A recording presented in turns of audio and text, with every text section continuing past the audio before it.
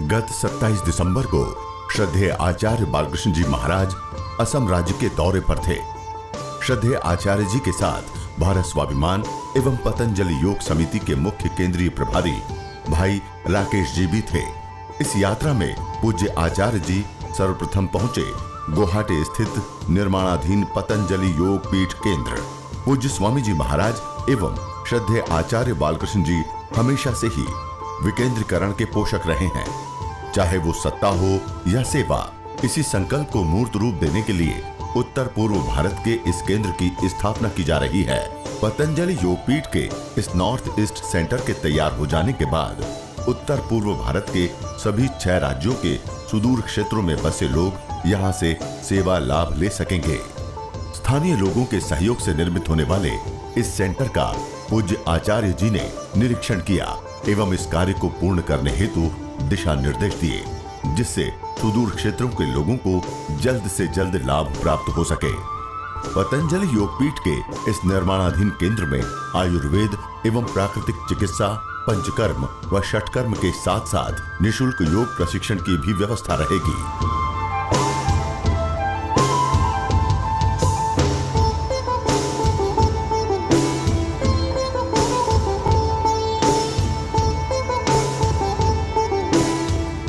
पतंजलि योगपीठ के उत्तर पूर्व केंद्र का निरीक्षण करने के पश्चात श्रद्धेय आचार्य जी पहुंचे चिरांग जिले के रौमारे स्थित पतंजलि पंचगव्य अनुसंधान केंद्र उद्घाटन समारोह में। आचार्य जी का आगमन होते ही लोगों ने भारत माता के जयकारे व वंदे मातरम के नारे लगाए।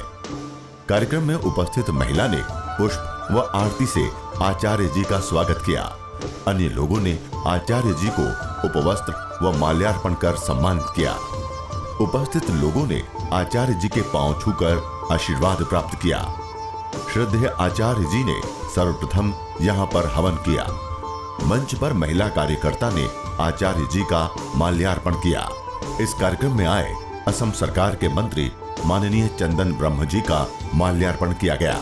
कार्यक्रम में आए माननीय पूर्व स्पीकर पानीराम ब्रह्म, पूर्व डिप्यूटी स्पीकर बलभद्र तामोली, उदय आदित्य गोस्वामी एवं सांसद महोदय का भी माल्यार्पण कर सत्कार किया गया। इसके पश्चात श्रद्धेय आचार्य जी ने पतंजलि योग समिति व भारत स्वाभिमान के विशिष्ट कार्य करने वाले कार्यकर्ताओं को भी सम्मानित किया। इस उद्घाटन समारोह में सांस्कृतिक कार्यक्रम का भी आयोजन किया गया था। पतंजलि योग पीठ व बोडोलैंड स्वायत्त परिषद के बीच हुए एक समझौते के अंतर्गत असम का ये सबसे पहला केंद्र है, जहां स्वदेशी नस्ल की गायों, उनके दूध, दही, घी, गोबर और गोमूत्र पर अनुसंधान किया जाएगा। 200 बीघे में स्थापित होने वाले इस केंद्र से स्वदेशी नस्ल की गायों को संरक्षण देने के साथ साथ गौ आधारित विषमुक्त कृषि एवं जड़ी बूटी आधारित खेती पर अनुसंधान किया जाएगा। उत्तर पूर्व भारत में फैले उग्रवाद को खत्म करने के लिए स्थानीय लोगों को इन कार्यों से जोड़कर मुख्य धारा में लाने के लिए पूज्य स्वामी रामदेव जी महाराज एवं आचार्य बालकृष्ण जी के मार्गदर्शन में पतंजलि की ये ऐतिहासिक पहल है। आइए देखते हैं इस कार्यक्रम के मुख्य अंश। भाइयों और बहनों, हम सब के लिए बहुत हर्ष की बात है कि आज से 22 वर्ष पहले पूज्य आचार्य जी, पूज्य स्वामी जी महाराज यहाँ पर अपने सिर के ऊपर जड़ी बूटियां लेकर ट्रेन में जनरल डिब्बे में बैठकर यहाँ के जनमानस की, बोडो आदिवासियों की सेवा करने के लिए यहाँ पर आते थे। ज्योति ब्रह्म आश्रम यहाँ पर भी उस समय के वार्षिकोत्सव में मुख्य अतिथि के रूप में वैदिक धर्म के प्रचार प्रसार के लिए, मानवता की सेवा के लिए पूज्य आचार्य श्री का आगमन लगभग 25 वर्षों से लगातार होता रहा। पूज्य आचार्य श्री के मन में एक पीड़ा थी कि इस क्षेत्र के निवासियों के लिए हमें कुछ करना है। आज पतंजलि योगपीठ हरिद्वार के माध्यम से किसी एक दिशा में नहीं, चारों दिशाओं में सेवा के अलग अलग कार्य चल रहे हैं। आयुर्वेद के ऊपर अनुसंधान की बात हो, जड़ी बूटियों से अनुसंधान की बात हो, योग पर अनुसंधान की बात हो, और चाहे गौ माता पर अनुसंधान की बात हो। गौमूत्र में सबसे पहले सोना जो गौमूत्र में होता है, जो गाय के दूध में, गाय के मूत्र में होता है, उसको खोजने का काम भी पूज्य आचार्य जी के पावन सानिध्य में ही संपन्न हुआ। और अब पूज्य आचार्य जी की संकल्पना है कि ये जो क्षेत्र जिसके बारे में दिल्ली के अखबारों में, मीडिया में कभी हेडलाइन नहीं बनती, जिसके बारे में देश के मुख्य निवासियों को बहुत कम जानकारी है। आज के इस कार्यक्रम के माध्यम से दुनिया के 200 देशों में अपने इस बोडोलैंड की, अपने इस क्षेत्र की जानकारी पूरे देश और दुनिया में होगी। और यहाँ पर जो जड़ी बूटियाँ उत्पन्न होती हैं उससे यहाँ के लोगों को स्वावलंबन मिलेगा और पूरे देश के लोगों को आरोग्य मिलेगा। पूज्य आचार्य जी ने यह संकल्प यहाँ के निवासियों को समृद्ध बनाने का, उनको शिक्षित बनाने का किया है। इसी क्रम में पूज्य आचार्य जी का लगभग 8 महीने पहले यह संकल्पना हुई कि यहाँ पर हमें कुछ निर्माण कार्य करना है। जिस समय यहाँ पर पूरी योजना तैयार नहीं हुई थी, उस समय जब पूज्य आचार्य जी देखने के लिए आए तो चलते चलते उन्होंने कागज के ऊपर 2 स्केच बना कर दिए कि यहाँ पर इस प्रकार से कर लीजिए। और जहाँ पर सरकारों के 5-5 सालों में कोई ड्राइंग फाइनल नहीं होती, कोई ब्लूप्रिंट फाइनल नहीं होता, फाउंडेशन भी नहीं डलती, वहीं 8 महीने के अंदर पूज्य आचार्य जी के मार्गदर्शन में ये जो कार्य आप देख रहे हैं ये मात्र 8 महीने का है, ये शुरू हो चुका है। और आने वाले समय में भी आपको सुनने को मिलेगा जो लोगों की मांगे हैं, जो लोगों की आवश्यकताएं हैं, वो पूज्य आचार्य जी आपके कहने से पहले समझ लेते हैं। और आज आप बहुत सी खुशखबरियां, बहुत से नई योजनाएं पूज्य आचार्य जी के मुखारविंद से सुनेंगे। इसी क्रम में हम सबसे पहले आमंत्रित करते हैं भाई श्याम शंकर राय जी को, जो यहाँ नॉर्थ ईस्ट में लगभग 10 वर्षों से लगातार अपनी नौकरी से रिटायरमेंट लेकर योग के प्रचार प्रसार में लगे हुए हैं। और ऐसे केवल एक भाई नहीं है, पतंजलि योगपीठ के माध्यम से 10 लाख से अधिक योग शिक्षकों को ट्रेनिंग दी गई है कि वो दूर दराज के हिस्सों में जाकर लोगों को निःशुल्क योग की, आयुर्वेद की शिक्षा दीक्षा दें। भाई श्याम शंकर जी। परम पूज्य महाराज जी के चरणों में और परम पूज्य आचार्य श्री चरणों में कोटि कोटि प्रणाम करते हुए, यहाँ पे आप सुने राकेश जी बता रहे थे सिर्फ 8 महीना का ये कार्य है। 8 महीना पहले पूज्य आचार्य श्री आए थे एक संकल्प लेके, और उसी संकल्पना के साथ हम उनके आशीष लेके जी जुड़ गए। और इसमें हमारे शिवावृति भाई पूरे जीवन देके जो समर्पित है, प्रवीर जी ने ये काम यहाँ पे जो कुछ नहीं था, केवल धूली था, यहाँ पे शुरू किया और 8 महीने में ये आज इसका रूप आप देख रहे हैं। आचार्य श्री एक बात कहते हैं, आज हमारे पास जो है, जो पुरुषार्थ है, जो क्षमता है, जो ज्ञान है, वो आज के काम में ही पूरा का पूरा ठोक देना। जैसे कि हम कल का अपेक्षा ना करें, हम आज ही को इस काम को आगे ले जाए, ऐसे पन लेके, ऐसे संकल्पना से भरपूर होते हुए आचार्य श्री ने ये पूरे उत्तर पूर्वांचल में जो आज से 20-25 साल पहले काम शुरू किया था, वो आज एक बहुत बड़े रूप में यहाँ पे प्रकाशित हो रहा है। पतंजलि योगपीठ में हरिद्वार में जो सुविधाएं मिलता है, सारे सुविधाएं पतंजलि योगपीठ नॉर्थ ईस्ट जो गुवाहाटी में बन रहा है वहां पर उपलब्ध होगा। तो ये हमारे लिए सबसे गौरव और हर्ष की बात है। पूरे उत्तर पूर्वांचल के हमारे कार्यकर्ता, हमारे रोगी हरिद्वार जाते हैं बहुत कष्ट करके, तो उनको उतना दूर ट्रैवल करके जाने का जरूरत नहीं पड़ेगा। यहाँ पर गुवाहाटी में ही उस पतंजलि योगपीठ हरिद्वार का जो सेवा कार्य है, सारे सेवा कार्य का उपलब्ध यहाँ पर होगा। तो इसके लिए हम पूरे उत्तर पूर्वांचल की तरफ से आचार्य श्री के चरणों में कोटि कोटि प्रणाम करते हैं, वंदन करते हैं, नमन करते हैं।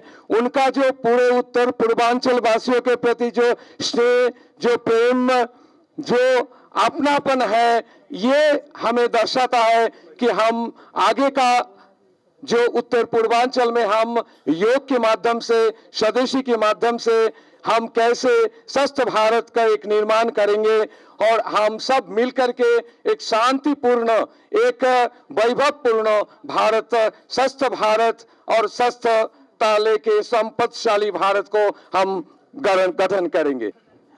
जैसा अभी आदरणीय भाई श्याम शंकर जी ने बताया और आप में से बहुत से भाइयों को पता होगा कि पतंजलि योगपीठ जो एक मुख्य रूप से हरिद्वार में बनाया गया है, उसके बाद दूसरा बड़ा वृहद स्तर पर अगर कार्य कहीं चल रहा है तो वो आपके नॉर्थ ईस्ट में चल रहा है। पूरा देश बहुत बड़ा है, लेकिन सबसे पहले पूज्य आचार्य जी ने किसको चुना? सबसे पहले नॉर्थ ईस्ट को चुना कि हमें नॉर्थ ईस्ट के भाइयों की सेवा करनी है। इसलिए नॉर्थ ईस्ट का एक बड़ा सेंटर गुवाहाटी में स्थापित किया है, जहां पंचकर्म से लेकर षटकर्म से लेकर सारी सुविधाएं वहां पर मिलेंगी। और 500 से अधिक व्यक्तियों का, योग शिक्षकों का ट्रेनिंग का कैंप वहां पर चलेगा, जिससे हरिद्वार भी हम जाएंगे, लेकिन हरिद्वार जो कार्य हो रहा है वो हरिद्वार का कार्य भी यहां पर हो सकेगा।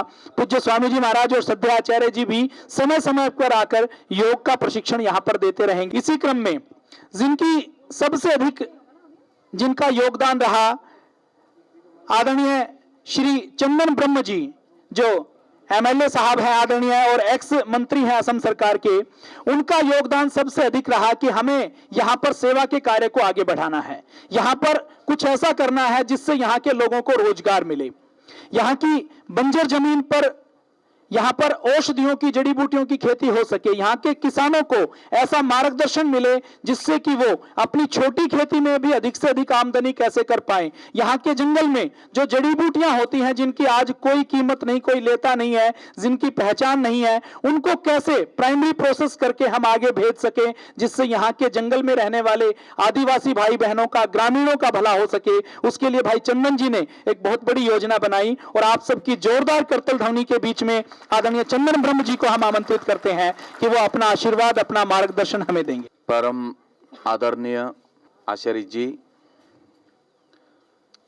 क्षेत्र के हिसाब से, बोडोलैंड टेरिटोरियल काउंसिल के हिसाब से, लोगों के हिसाब से आपको हम स्वागत करते हैं।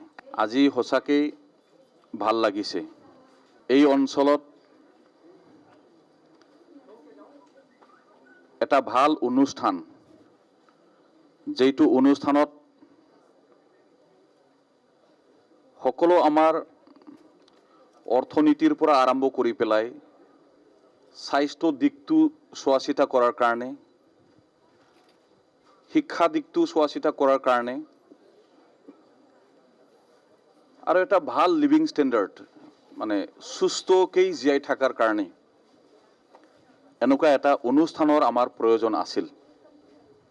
আর এই প্রয়োজনীয়তাটো আমার পতঞ্জলি যোগপীঠ তথা ট্রাষ্টৰ ফালৰ পৰা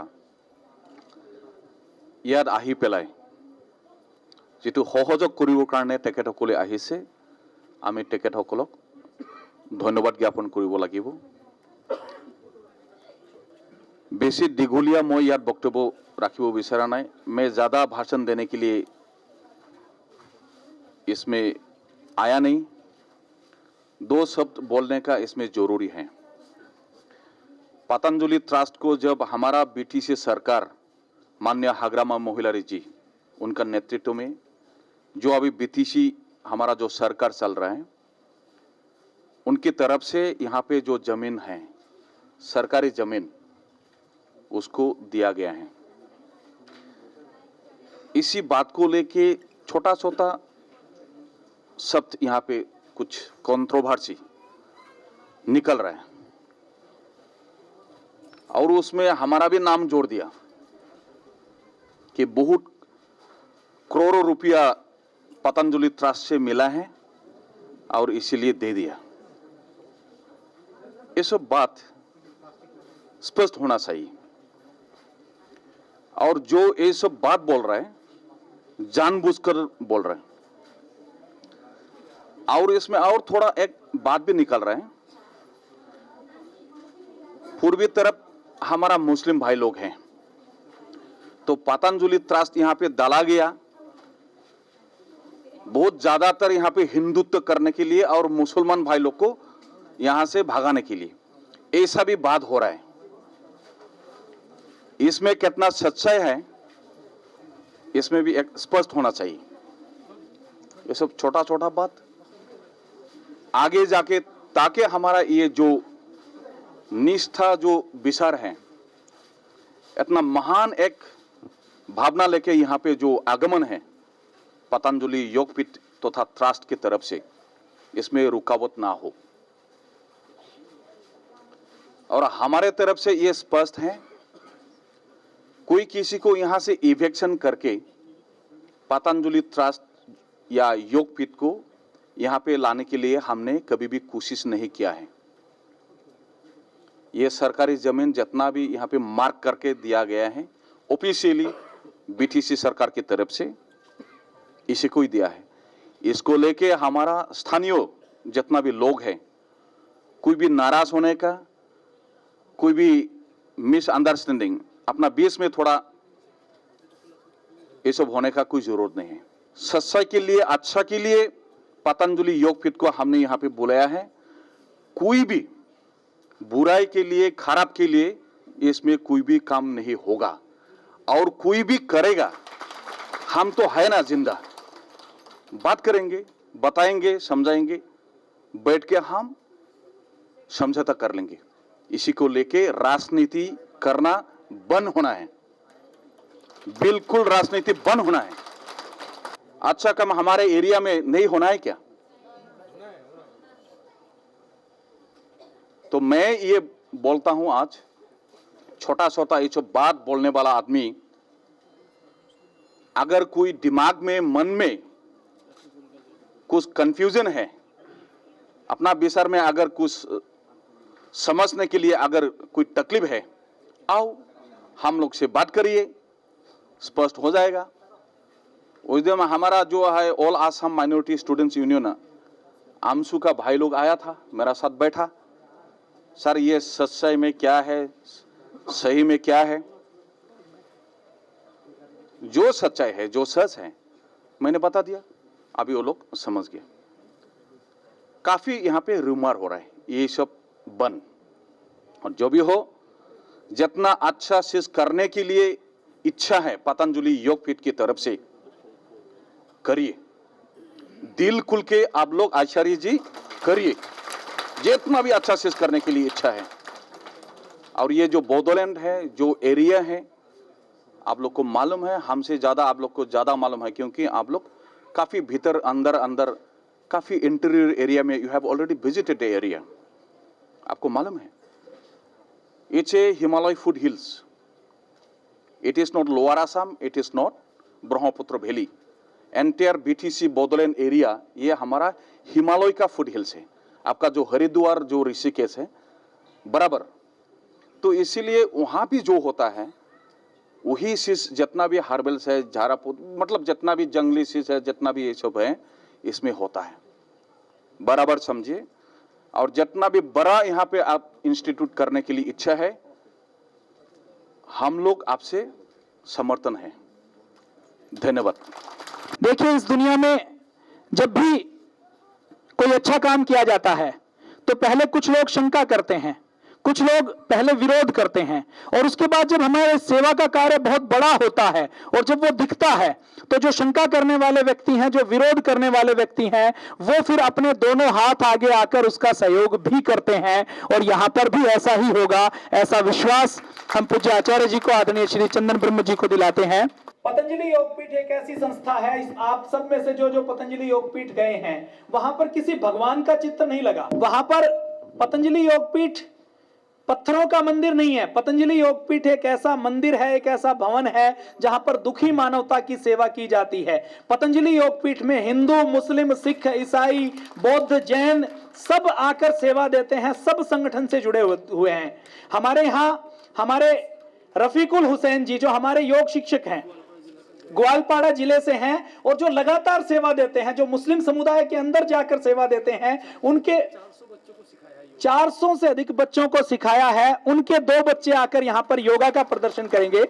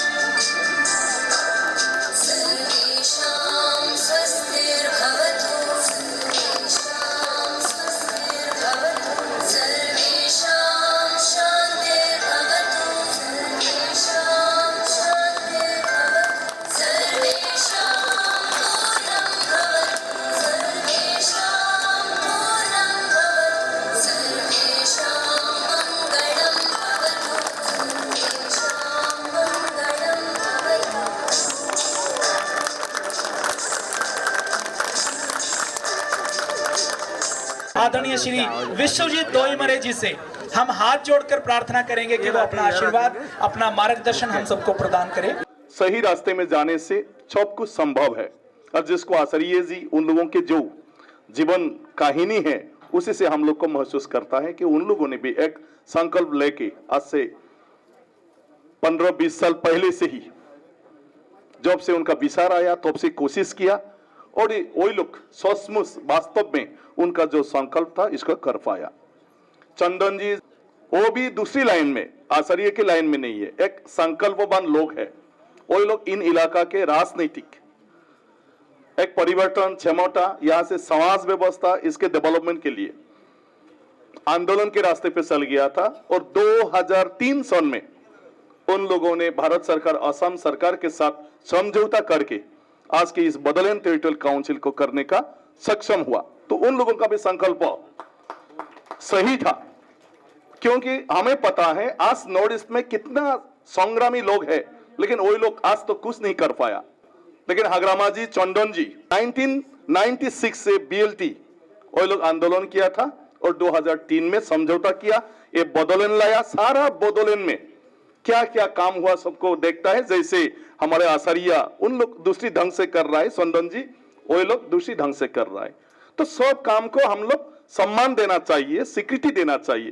तो ये गलत बात है कि यहाँ पर पतंजलि को उन लोगों ने एक पदक्षेप लेके जमीन दे दिया एक प्रकल्प करने के लिए, उसको बोलने लगा कि ये रुपया पैसा लेके इसको बिक्री कर दिया। ये गलत बात है, ऐसा होना नहीं चाहिए। जिन लोगों ने आज तक एक हमारी लोगों के लिए एक संकल्प लेके काम कर रहा है, उनके ऊपर ऐसे बात करना सही बात नहीं है। तो मैं अनुरोध करता हूं यहाँ के जितना भी लोग हैं इसको क्लियरिफिकेशन दे, लोगों से बात करे, भाई ऐसा नहीं है, आप लोग क्यों ऐसा गलत सोचते हो। आज अगर चंदन ब्रह्म नहीं होता, पानीराम ब्रह्म नहीं होता, पतंजलि का ये प्रोजेक्ट नहीं होता, क्योंकि ये जमीन उन लोगों ने खुद प्लेन घाटी के लिए इसको तैयार किया था। इसके बाद एक प्रपोजल उन लोगों ने सबमिट किया था। बाद में ये एरोप्लेन कब आके कौन उठने को मिलेगा, क्या फायदा बोल के पतंजलि आ गया, जल्दी कुछ ना कुछ होना है, जमीन दे दिया। तो ये नहीं होता तो पतंजलि कभी नहीं होता। तो चंदन ब्रह्म जहां है इसके लिए तो ये जमीन है और इसके लिए आज हमारा आचार्य जी भी हमारे पास है, नहीं तो आचार्य जी कहां आता। संयोजक कैसा है आप लोग जानिए, संयोजक कैसा है। आज इसमें सिर्फ आप लोग आचार्य नहीं है, इस बीच में ब्रिज तो चंदन ब्रह्म, पानीराम ब्रह्म और हागरामा ब्रिज का जैसा वो लंबा सा ब्रिज है ना, इस तरफ उस तरफ के साथ कभी मिल नहीं सकता। और वो ब्रिज में तो उन लोगों ने किया है। तो यही बात है, हमको जो भी करे एक परिकल्पना होना चाहिए, एक संकल्प होना चाहिए, तब सब कुछ संभव है। तो जो लोग यहाँ इस संस्था से जुड़े हुए हैं, मेरा अनुरोध है कि इसको सारा जीवन यही अपना कर्म ऐसा सोच के ताकि करके जाए, तो भी हम सफलता मिल सकता है, दूसरों को भी हम लोग करा सकता है। तो मैं कुछ तो कह नहीं सकता हूं, मैं धन्यवाद।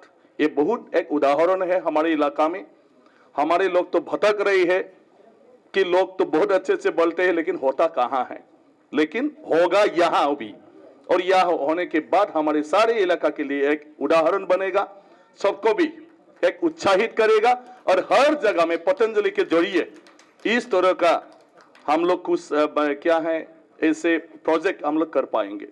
तो हम लोग ने कोशिश कर रहा है अभी पतंजलि को BTC की दूसरी जगह पर भी काम करने के लिए। उदालगुड़ी में हमारा एक बड़ा प्रोजेक्ट उन लोगों के साथ हो रहा है। बातें जमीन का थोड़ा सा अभी मामला फाइनल होना है उदालगुड़ी में, और एक है तामुलपुर में, ये भी जमीन का काम आगे बढ़ रहा है। और मैं अनुरोध कर रहा हूं, मेरे घर के सामने ही शुक्लाई है जहां पर 30 बेडेड हॉस्पिटल हमारे चंदन जी ने ही बनाया था। BTC जब था, उस 30 बेडेड हॉस्पिटल को अभी विवेकानंद केंद्र उन लोगों ने सरकारी साथ मिलकर चल रहा है, लेकिन डॉक्टर नहीं है, डॉक्टर के अभाव के कारण ये अच्छा चल नहीं पाया है। मैं कल अनुरोध किया आचार्य जी को कि हमारी ये पतंजलि के जोड़िए जो ट्रीटमेंट का व्यवस्था है आयुर्वेद की तरफ से, इसको वही शुरू किया जाए उस हॉस्पिटल में। इस हॉस्पिटल को हम बदलेन टेरिटोरियल काउंसिल गवर्नमेंट की तरफ से आप लोगों को अर्पण कर देंगे। और वहां पर 150 बीघा जमीन है, और उसमें भी कुछ शिक्षा संस्था वगैरह करके कुछ ना कुछ वहां पर भी शुरू किया जाए। मैं अनुरोध किया कल और आशा रखता हूं कि जरूर इसको भी विचार करेंगे। तो कोकराझार भी एक स्कूल और बनाने के लिए प्लान किया है, ऑलरेडी जमीन वगैरह तो फाइनल हो ही चुका है, तो ये भी होने वाला है। तो बदौली में 2 ही चीज चलेगा, एक तो सरकार चलेगा, दूसरा पतंजलि चलेगा, लेकिन दूसरा पतंजलि, और ये दोनों चीज मिलकर अगर आगे बढ़ गया, मैं सोचता हूं भारत के अंदर में सबसे श्रेष्ठ जगह ये बीटीसी होगा। जिस बीटीसी को लोग सोचता है कि वहां पर माराई पिटाई के सिवा कुछ नहीं जानता है, लेकिन अभी आसरी आने के बाद देखेंगे अरे बीटीसी वो तो अलग चीज है। तो इसका जो गलत फहमी है लोगों का, ये गलत अभी दूर हो जाएगा। तो इसमें हमारी क्या है ऊपर निर्भर होगा। आचार्य जी तो कहाँ इतना बड़ा बड़ा काम लेके बिजी हैं, तो सिर्फ एडवाइस दे सकता है, कभी एक बार आके हमको बता के दे माने जा सकता है, लेकिन यहाँ पर जो लोग जरूर होगा, साथ में होगा, उन लोगों को ये आचार्य जी जिस तरह से अपना पूरा जान प्राण दे के ये कर रहा है, हम यहाँ लोग जो लोग रहेगा इसी को ही अपना कर हम भी करना होगा, तो भी आचार्य जी का जो सपना उन लोगों ने जो करके दिखाया ये हमारी यहाँ पर वास्तव में हो पाएगा। तो हमारे ऊपर है, सिर्फ आचार्य बोल के ये सिर्फ क्या है उनके ऊपर निर्भर करने से नहीं होगा, हम खुद उनका जो रास्ता है उसको अपना कर उसको फॉलो करना होगा और करके जाना होगा। हमको भी करके जाना है, सिर्फ आचार्य जी को नमस्कार करते रहने से नहीं होगा, और काम करना मतलब तभी आचार्य को सम्मान देना, नहीं तो क्या होगा। नहीं इतना कष्ट करके कल आया है, यहाँ आके बहुत आप लोगों को समझा के जाएगा, बाद में हम लोग भूल जाएगा, इस जगह में संपर्क नहीं रहेगा, तो ये नहीं हो पाएगा। तो वही है मेरा अनुरोध है, जिस तरह से हम लोग इसके साथ लगा हुआ है भविष्य में भी हम लोग लगते रहिए, और आचार्य का जो सपना है ये हमारे जरिए पूरा होने वाला है।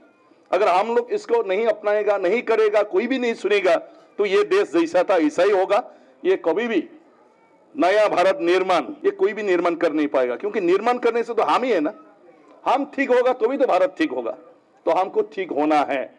तो ये मैं अनुरोध करता हूँ, आशा करता हूँ ये प्रोजेक्ट बहुत अच्छी तरह से बहुत जल्दी